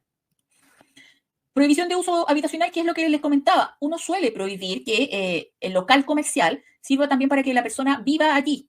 Esa es la regla general. ¿Se puede llegar a un acuerdo distinto a eso? Por supuesto. Sin embargo, la recomendación en el arriendo comercial es que se prohíbe el uso habitacional de la propiedad. ¿Por qué estoy comentando esto? Porque pudo haber quedado la idea que el contrato comercial es distinto al contrato habitacional. Y en estructura es lo mismo. Lo que varían son los acuerdos y los montos de arriendo. Y también el tema de las modificaciones. Porque evidentemente alguien que va a realizar alguna actividad comercial va a tener que preparar o mejorar el local. No sé, si voy a vender sushi, no es lo mismo que tener un almacén o una distribuidora de productos de aseo, etc. Y aquí sí es importante, tanto para el arrendador como para el arrendatario, firmar el contrato de arriendo bajo escritura pública. Como comentaba Catalina anteriormente, firmo el contrato de arriendo bajo escritura pública cuando es un contrato habitacional. No se suele hacer, pero ¿por qué la recomendación? Por lo mismo que se recomienda acá, porque protege más al arrendatario desde el punto de vista de los términos y los plazos. ¿Por qué? Porque si yo tengo un local comercial, entiéndase desde un preuniversitario, salón de belleza, gimnasio, e invertí tiempo y dinero en habilitarlo, algo que espero es que ese contrato dure, dependiendo de las inversiones, 3 años. Entonces, si, por ejemplo, Claudio vende el local comercial y el nuevo dueño quiere terminar el contrato, yo me vería perjudicada económicamente en una situación como esa, considerando que la inversión es alta. Entonces, se suele firmar bajo escritura pública, porque como explicaba Catalina anteriormente, con respecto a los plazos de duración del contrato, ese contrato al estar firmado bajo escritura pública e inscrito en el conservador, no basta solo confirmarlo como escritura pública, sino que inscribirlo en el conservador de bienes raíces protege más al arrendatario con respecto a la duración del contrato. Por eso es importante hacer eso, ¿ya? Cláusula DICOM. La cláusula DICOM también la comentamos para los arriendos habitacionales. La cláusula DICOM es importante, arriendo habitacional, arriendo comercial, ¿ya? Eso es con respecto al arriendo comercial. Insisto, la diferencia con respecto a la estructura no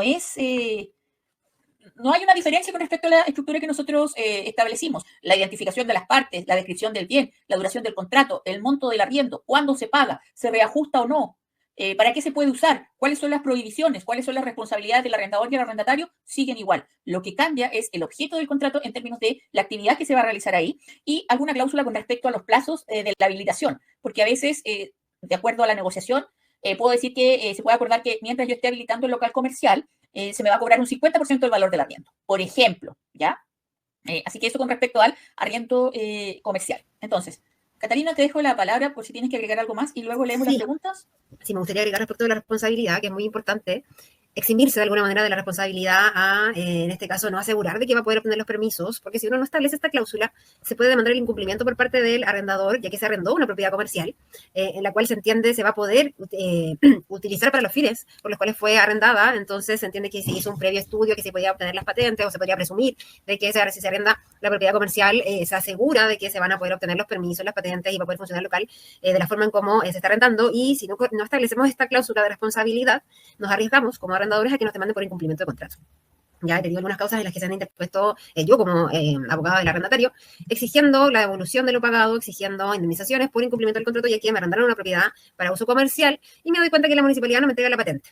Si no tenemos esta cláusula, vamos a tener que responsabilizarnos y hacernos cargo de lo que estamos arrendando, devolver lo pagado y quizás llegar hasta indemnizar. Entonces es muy importante esta cláusula de responsabilidad y que quede claro para el arrendatario de que no estamos asegurando que va a poder obtener los permisos, y quizás en este caso, previo al arriendo, lo que yo he realizado es en la municipalidad solicitar un certificado de patente y giro, que es un documento que se entrega a la municipalidad, que lo tengo acá, que se lo voy a leer, donde lo que yo he hecho en algunas propiedades agrícolas, las cuales no me entregan patente para todos los giros, es, previo a arrendar, solicitar un certificado en la Dirección de Obras Municipales.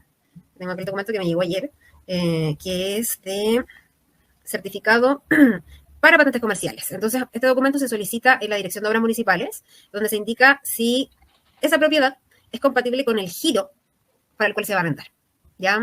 Previo a arrendar, en caso de que tengamos dudas de que se pueda otorgar la patente, y con eso nos aseguramos de que el arrendatario va a poder utilizar la propiedad para los fines comerciales por los cuales los arrendó. Entonces, ¿ya? aquí, Si no establecemos esa cláusula, nos arriesgamos a lo que les indiqué, que nos demanden por incumplimiento, y quizás a tener que hacerse cargo por el no funcionamiento y por no obtener los permisos que se requieran. Como recomendación es solicitar este certificado previo o antes de confirmar el arriendo o durante este proceso de instalación y establecimiento del arriendo de certificado para patentes comerciales, donde nos indican si el destino de la propiedad es compatible con el giro de la patente que después se va a solicitar. ya, ojo con esto. ¿Qué está explicando Catalina? Las propiedades, de acuerdo a su ubicación, tienen la posibilidad de realizar ciertas actividades comerciales, ¿sí? De acuerdo a su ubicación. Pero esas actividades comerciales están supeditadas o están bajo la condición de dos cosas.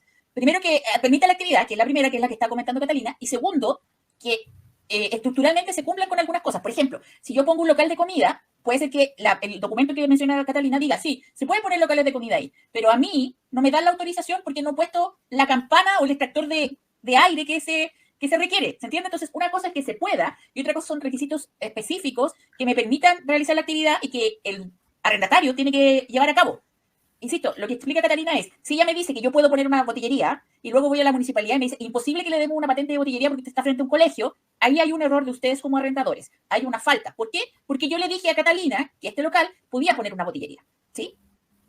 No sé si se entendió, pero ¿tú me entendiste lo que te explicar? Yo entiendo que son dos cosas diferentes. Una es que yo como el servicio que voy a prestar como arrendador es, ya, me quiero poner una botillería o quiero instalar un restaurante, verifico en la municipalidad que obviamente me pueden, de acuerdo al giro, me van a entregar esa patente, pero diferente es el Ceremi y el permiso que me van a entregar en el Ceremi, porque para el restaurante necesito construcciones, la campana, como dice, material de los mesones, ventanas, etcétera. Entonces, como arrendador, yo sí estoy entregando una propiedad por la cual se va a poder obtener la patente comercial. Pero el arrendatario tiene que realizar después las modificaciones para obtener el permiso del Ceremi en el caso del restaurante. Exactamente. Entonces ustedes, como dueños o dueñas de locales comerciales, lo que deben tener claro es qué actividades comerciales se pueden realizar en sus locales.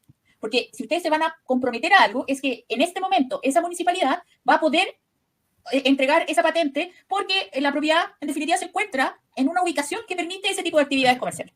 ¿Sí? Pero el resto, las autorizaciones sanitarias, las habilitaciones, dependen del arrendatario, ¿ya? A menos que ustedes arrienden ya con todas las autorizaciones, con la patente, con todo. Eso es otra cosa, pero que también se especifica en el contrato de arriendo, ¿ya? Un ejemplo de contrato de arriendo comercial lo voy a subir a los apuntes, lo olvidé para esta oportunidad, pero se lo voy a dejar en los apuntes para que ustedes lo puedan utilizar. Otro tema respecto de lo que estábamos hablando del arriendo comercial, que es más bien legal, pero que deben tener en consideración respecto de la personería, porque si arrendan a una persona jurídica, deben acreditar esta persona jurídica, su personería y la facultad que tiene para poder arrendar. Ya, es que justamente te iba a preguntar por una pregunta de Roxana. Entonces, mira, contestemos la pregunta de Ruth y después pasamos a la personería, que es quién es el representante de la empresa, porque la empresa no es una persona natural que vaya a firmar la empresa. La empresa está representada por una persona y esa persona tiene que estar habilitada para poder representar a la empresa, porque si no todo se cae. ¿Ya? Entonces, contestemos primero la de Ruth, que dice, tengo una propiedad arrendada a través del corredor. ¿Es él quien debe hacer visitas? Yo como dueña en esta instancia tengo que tener también contacto con los arrendatarios. Voy a contestar yo y le paso la pregunta a Catalina para que lo conteste desde un punto de vista más legal.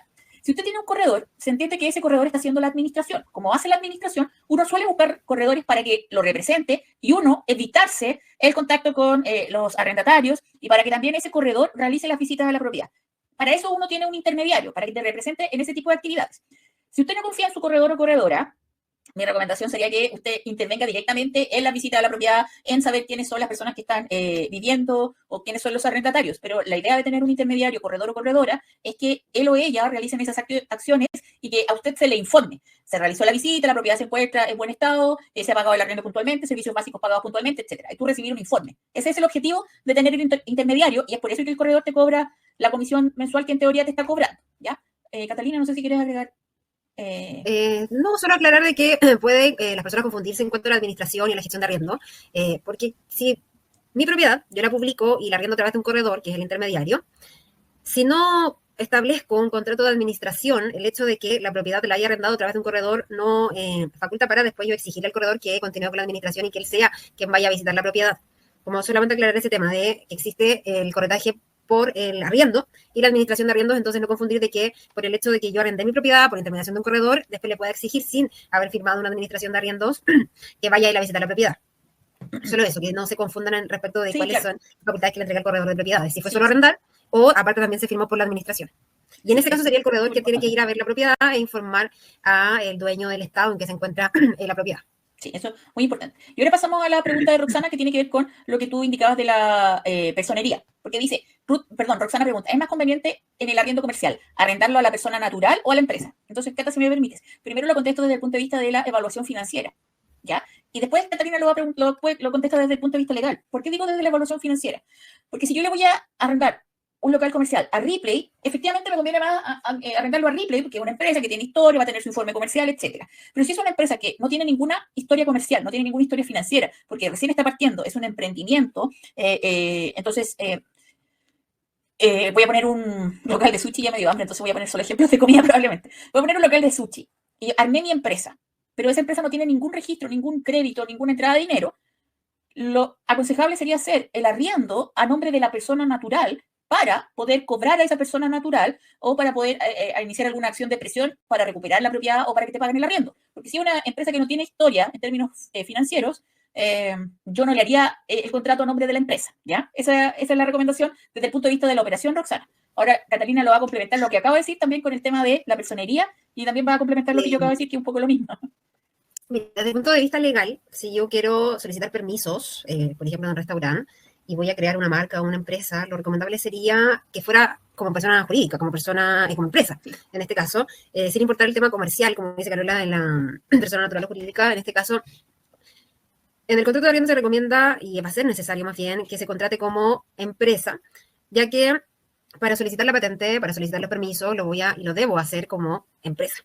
Ya no me va a servir después firmar un contrato como persona natural y voy a solicitar una patente como empresa. Sí, voy a solicitar una patente como empresa y voy a tener que modificar el contrato. Me ha pasado también de que se han hecho contratos de arriendo como personas y después la persona va a la municipalidad y dice, no, voy a solicitar la patente como empresa. Entonces el contrato lo tiene que firmar la empresa, no la persona natural, porque la patente se le va a entregar a la empresa. Sí, independientemente de que exista un representante legal, de que se vaya a hacer cargo, y también como empresa se limita la responsabilidad en cuanto a el tipo de empresa o sociedad para los que constituyen y son partes de la empresa. Entonces, en caso de deudas de la empresa, se limita la responsabilidad del patrimonio que tiene la empresa, dependiendo del tipo de sociedad. Ahí ya un contador debería reconocer qué tipo de sociedad, pero yo recomendaría sociedad anónima, SPA, sociedad por acciones, que se usa harto ahora, para limitar la responsabilidad y con eso también se recuerda el patrimonio de los socios, si quieres, son parte de la empresa. Ya, entonces, Cata, mira, desde el punto de vista del dueño de una propiedad, porque aquí la figura sería, estamos pensando en alguien que está comenzando, no en un gran negocio probablemente, un emprendedor. Como tiene que sacar la patente, vamos a hacer el contrato a nombre de la empresa, pero poner un codeudor solidario que sea él una persona natural. Ahí tendría sentido. Obvio. Claro, codeudor. Sí, tendría sentido. Ya, perfecto. Entonces ahí tenemos yo... Yo recomendaría que fueran los codeudores todos los socios. Todos los socios, perfecto. Si un socio o varios socios, agregar como codeudor a todos los socios. Ya. Ojo, es que aquí el análisis que estamos haciendo, claro, alguien que se va a quiebrar, yo estoy pensando ya, por ejemplo, una automotora. O sea, cualquier empresa se puede ir a quiebra, pero estoy pensando también en la escala de los negocios. Lo que suele pasar son arriendos para, pequeños emprendimientos.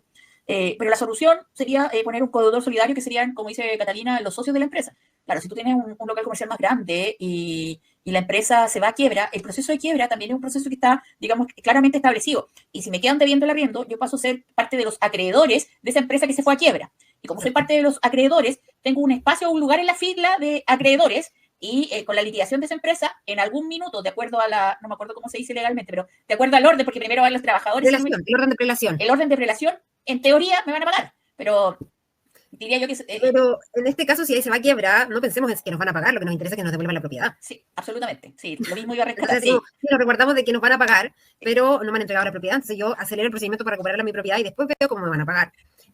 Recuperen su propiedad.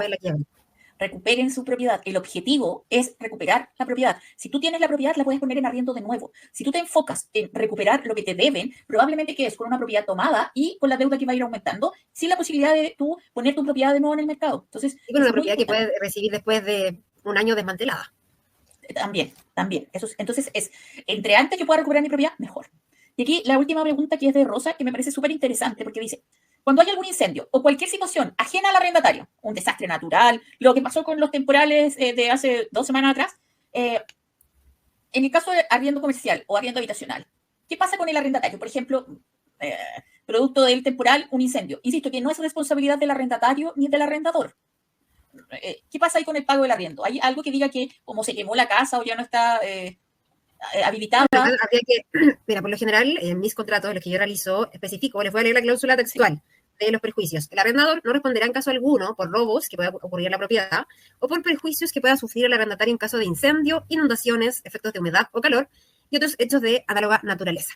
Ya, No es una cláusula que yo siempre establezco en mis contratos y el eso contrato, perdón, no limita de pagar el arriendo. No te salva de pagar el arriendo, pero lo ya, tienes que eso pagar está en el igual. contrato que ustedes tienen de ejemplo. Ojo, eso está en el contrato que ustedes tienen de ejemplo. Ya no es no es un argumento para que yo deje de pagar el arriendo, pero que la propiedad esté inhabilitada para vivir en ella. Porque Roxana pone el caso de un incendio, local comercial. Mi local estaba funcionando perfecto, pero el de al lado era un restaurante y el restaurante comenzó un incendio y se quemó mi local comercial. Bueno, en este caso tenemos que determinar quién fue el responsable del incendio y demandar una indemnización al local comercial del lado, Ya. que nos provocó este perjuicio. Ya no, son dos situaciones diferentes. Esto no fue producto de el descuido o malas mantenciones del arrendador, del dueño de la propiedad, sino que fue un hecho fortuito para ambos, arrendatario y arrendatario, respecto de una propiedad vecina. Entonces, ¿quién se debe hacer responsable por la indemnización de perjuicios? En este caso sería el local comercial del lado que dio lugar al incendio. Entonces, ahí, a ese enfoque tenemos que, o contra ese restaurante tenemos que enfocarnos y interponer una acción. Depende mucho el caso en concreto, pero en este caso esa situación y esta cláusula que yo les acabo de leer en el contrato resguarda al arrendador y no salva o no da lugar a que no se pague el arriendo. Ya.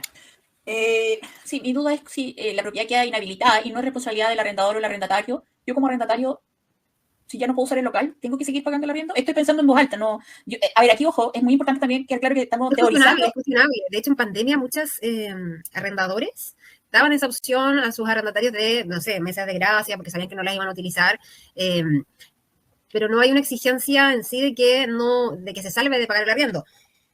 Si es responsabilidad del arrendador, por ejemplo, porque, no sé, el incendio se provocó porque no hubo las mantenciones de cables que iban, no sé, entre la pared correspondiente, obviamente ahí no se va a pagar el arriendo porque no se está prestando el servicio que se contrató. Sí, lo que pasa es que aquí, claro, lo que les indicaba recién, para poder responder hay que conocer como toda la situación. Y la ley no habla en particular de si hay un siniestro, da lo mismo si es un incendio, que no es provocado por el arrendador ni por el arrendatario, la ley no dice, entonces usted no está obligado a pagar el arriendo. Entonces, si eso ocurre, lo que usted tiene que hacer es iniciar una acción legal para que le paguen el arriendo, que es una cosa. Y otra cosa es perseguir al responsable de ese incendio para que en teoría pueda responder por los daños que usted sufrió. Pero son dos cosas distintas. ¿Sí?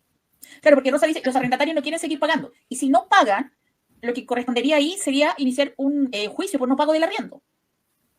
Y ahí entra el tribunal. Exacto, porque a decir que quedó inhabilitado. No, hay que decidir. Entiendo que no. Se entiende que puede haber quedado inhabilitado, sí, pero no fue responsabilidad del arrendador, del dueño de la propiedad, más bien del vecino, en el ejemplo que señaló Rosa. Entonces hay que perseguir acá esta responsabilidad y la indemnización correspondiente. Y si quedó inhabilitado, lo mejor en este caso es terminar con el contrato de mutuo acuerdo, para no generar deudas y quizás el arrendador poder él mismo demandar al local del lado que provocó el incendio para arreglar la propiedad o ver opciones de acuerdos en cuanto a si se va a seguir arrendando a la persona y ahí te ponen las acciones de indemnizaciones correspondientes.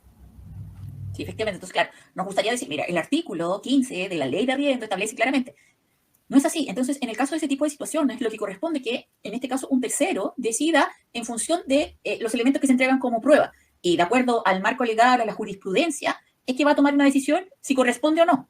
¿Ya? No hay algo que te diga, mira, sí, te tiene que pagar el arriendo y se va a obligar de esta forma a que el arrendatario lo haga. Eso no está contemplado en la ley. Entonces, cuando hay cosas que no están contempladas en la ley de forma tan específica, uno recurre a, bueno, un árbitro, pero no hablamos de los árbitros, no me voy a meter ahí. Pero, no, en este caso hay que tomar la acción legal que corresponda para la indemnización, para el término del contrato.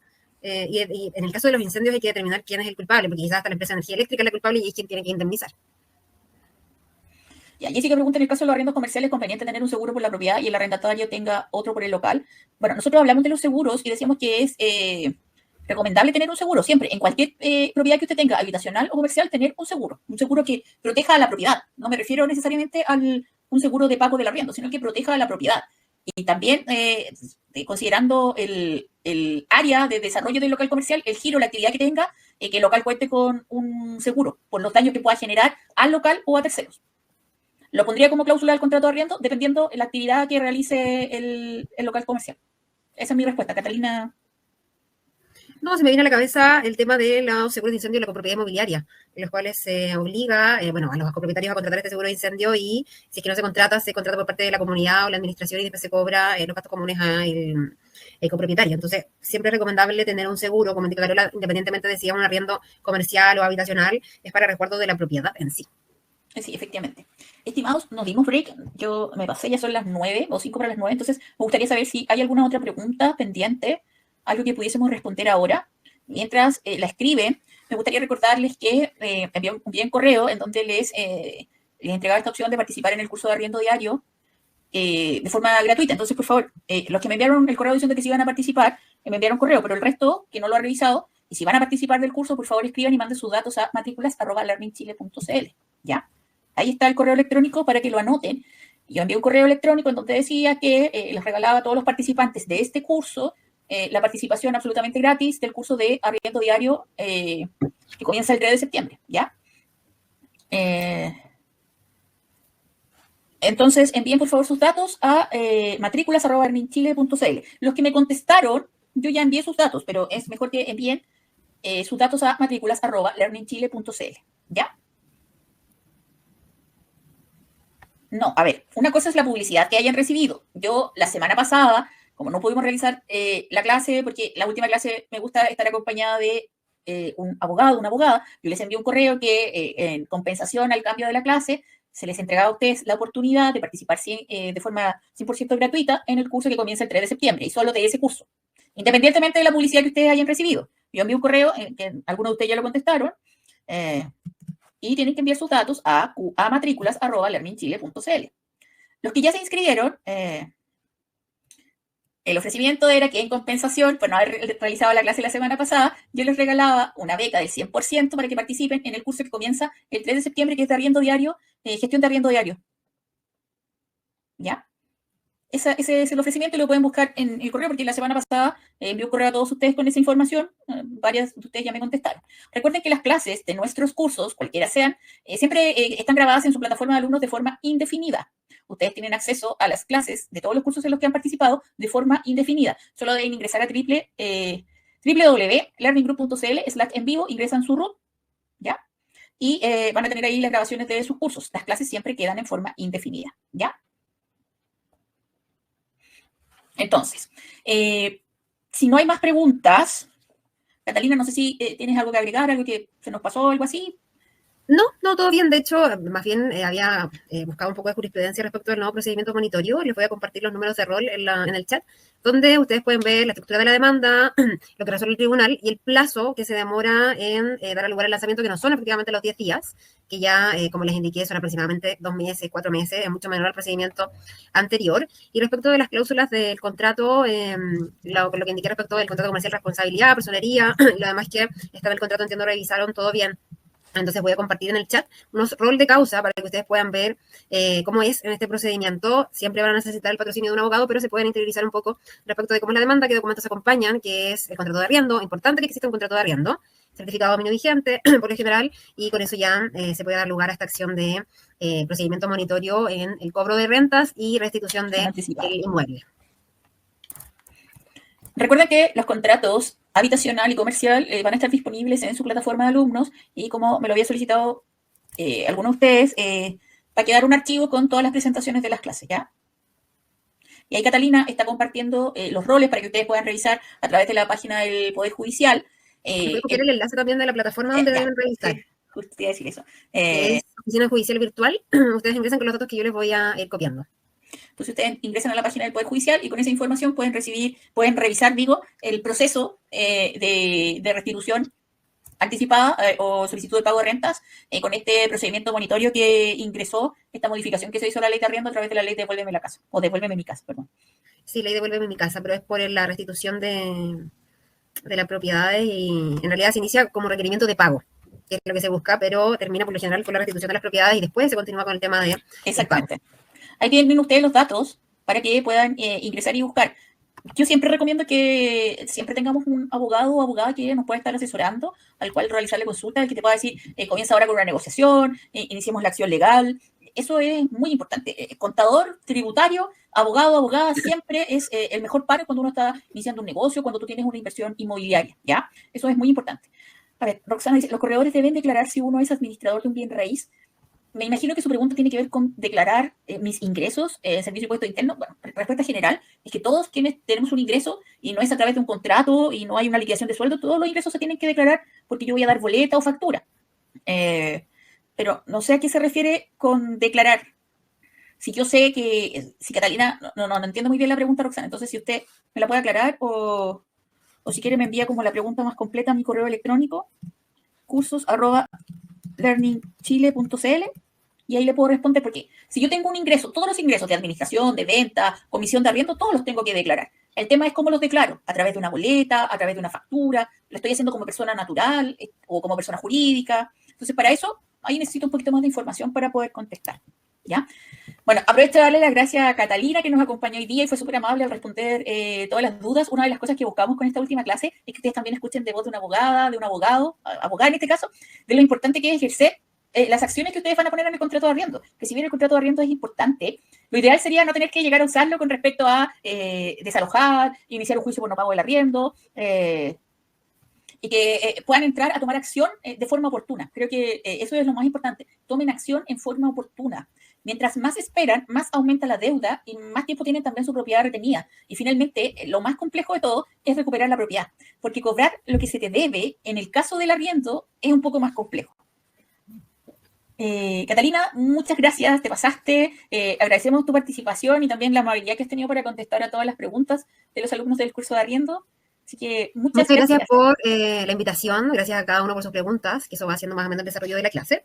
Y como indica Carola, lo importante acá, o antes de señalar lo que voy a indicar, no crean que porque tienen el mejor contrato de arriendo van a obtener el pago de la renta o la restitución. Podemos tener el mejor contrato del mundo, creado con inteligencia artificial, pero tampoco se nos va a asegurar que nos paguen.